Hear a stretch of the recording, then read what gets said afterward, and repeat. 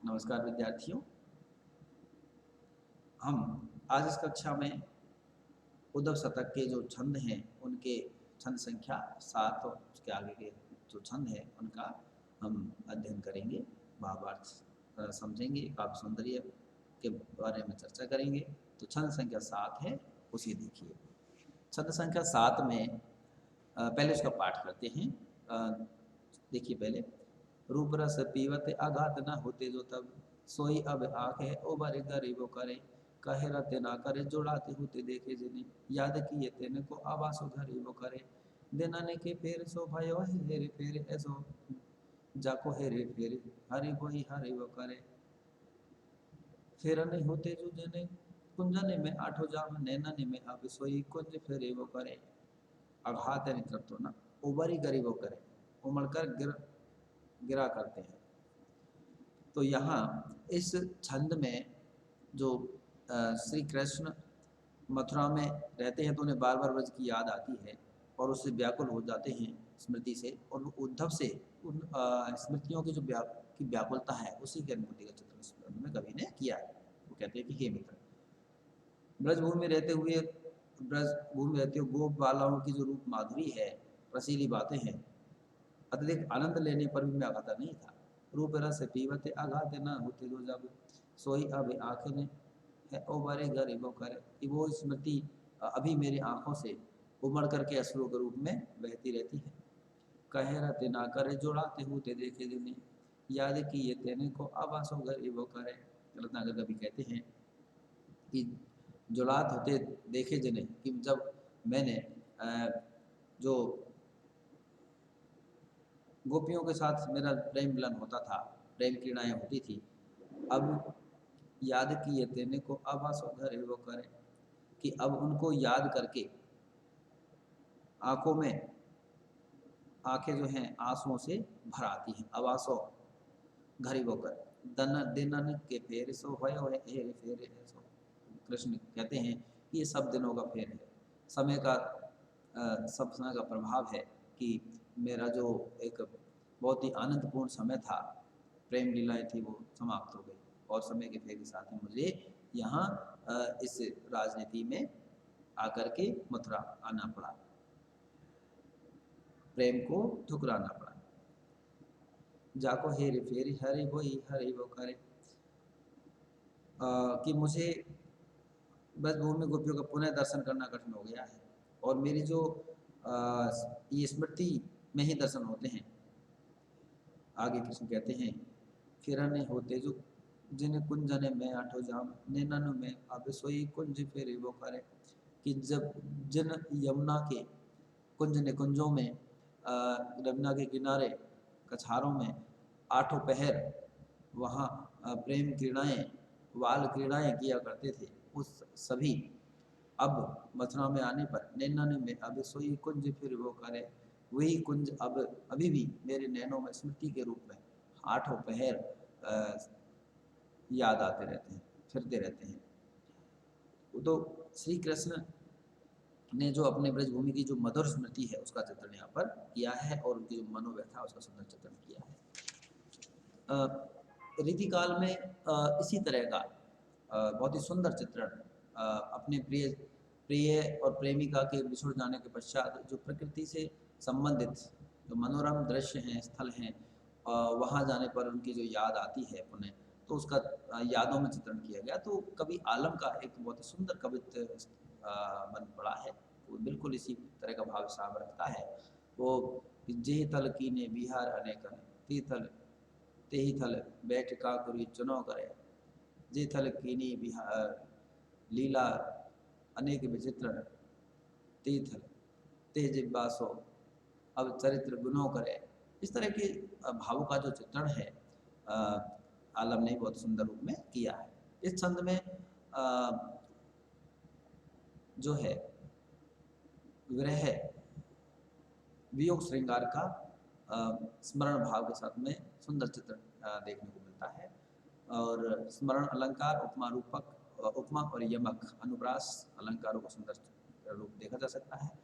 ब्रज भाषा का पद मैत्रीपूर्ण सरस और मार्मिक रूप में चित्रण यहाँ पर आप देख सकते हैं। माधुर्य गुण और गौणी रीति का भी सुंदर प्रयोग आप इसमें देख सकते हैं। छंद संख्या 8 देखिए।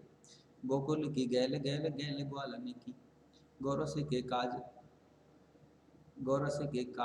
लाज बस कह बहाई वो, कह रत ना कर रिझाई वो न भेलनी को, गाई वो गवाई वो नाच वो नचाई वो, कि वो श्रम हार मनु हार के बेबे दे विधि, मोहनी मृदुल मंजू बांसुरी बजाई वो, उदोसों के संपत्ति समाज ब्रज मंडल के, भूले हुने भूले भूले हमको भुलाई वो।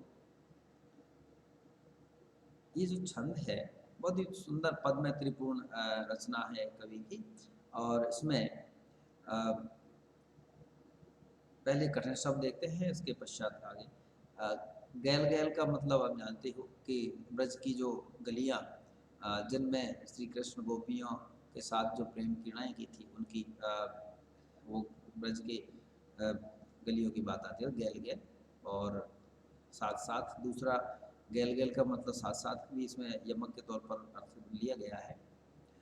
और श्रम हार का मतलब श्रम हार, तो श्रम से थकान आने का मिटाने की बात, इसमें श्रम की जो थकान होती है उसको मिटाने की लिया है। और गोरस का अर्थ होता है दूध दही, और दूसरा एक इंद्रिय सुख भी यमक से लिया गया है। श्री कृष्ण ने ब्रज में जो प्रेम क्रीड़ाएं की थी वो क्यों की थी, उसी का चित्रण अपने मित्र उद्धव से श्री कृष्ण करते हैं कि प्रेम के बस उन्होंने क्या कर की सभी जो लोक मर्यादा है उसको उन्होंने भुला दिया था, और जो बिल्कुल स्वच्छंद रूप से जो प्रेम क्रीड़ाएं की थी उनकी स्मृति उनके हृदय से अभी भी जो है भुलाने से भी नहीं भूलती। तो देखिए कवि रत्नाकर वर्णन करते हुए मित्र कहते हैं कि गोकुल की गैल गैल गैल गैल ग्वालनी की, कि गोकुल जो है ब्रज है उसकी गली गली में जो ग्वालन है गोपी हैं उनके प्रेम भाव के साथ गोरस के काज मैंने गोरस दूध दही की खातिर या दूध दही के अलावा व्यंगार्थ में गोपियों के साथ जो प्रेम क्रीड़ाओं का सुख के लिए लाज बस के बहाई वो, मैंने जो लोक लाज है उसको क्या कर दिया, दूर कर दिया था। और क्या करता था, कहे रहते ना कर रिझाई वो ना भेलिनी को, गाई वो गवाई वो और नाचे वो नचाई वो। रत्नाकर कवि कहते हैं कि मैं लोक लाज को भुला करके मैंने वो जो नवयुवतियाँ थी उनको प्यार में रिझाना और गाना, उनसे गवाना, नाचना नचाना, ये मैंने दूसरों से नचाना नहीं। और इस तरह का मैं अनेक तरह से अरुण विनय करके मार्ग की जो थकान है, रति विलास का जो श्रम है उसे दूर करने के लिए क्या करता था कि वो श्रम में हारे मनुहारे के बेवे देवादि, मनोहर करके जो विविध तरह का जो श्रम होता था उसकी जो थकान थी उसको मैं दूर करने के लिए करता था। मोहिनी मृदुल मधुर बंसुरी बजाई वो, बांसुरी बजाई वो, और उसके लिए मैं सुंदर जो है मधुर मोहिनी जो बांसुरी है उसका मैं वादन करता था। उदोसों के संपत्ति समाज ब्रज मंडली के, भूले होने भूले भूले हमको भुलाई वो। उद्धव हे उद्धव, जो सुख संपत्ति और समाज ब्रज मंडल का जो मुझे ये सुख संपत्ति पूर्ण जो समाज है वह आनंद का जो समाज था, आनंद पूर्ण जो समाज था, उन मधुर जो प्रसंग उनको भूलने का प्रयास करने पर भी क्षम भूल ही जाती है। लेकिन